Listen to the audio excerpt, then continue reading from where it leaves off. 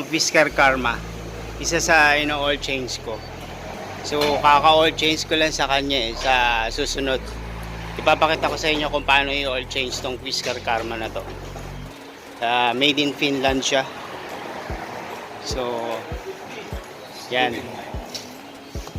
Automatic din siya. Push button. Tapos ito yung gear niya. So drive, neutral, park, tsaka reverse. Ano siya hybrid car. Dual siya. Petrol and electric. So china-charge siya rito. Nandito yung petrol niya. Ito yung charger niya. Yan.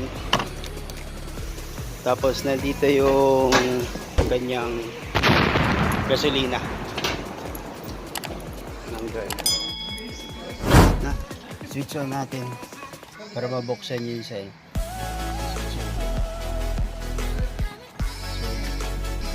yan. So hindi mo maririnig yung makina, gawa kasi battery ang nagwo-work sa kanya. So yun yung yung gasolina. So empty na yung gasolina. Ito yung niya,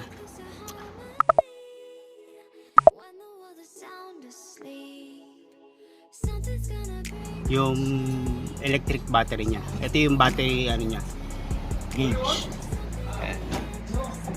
Fisker Karma. So patayin ko na siya. Makikita mo dito sa roof niya. Labas ako.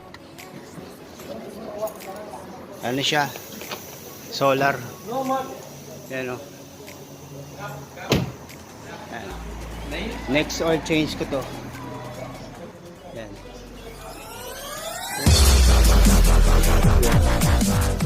Thanks for watching.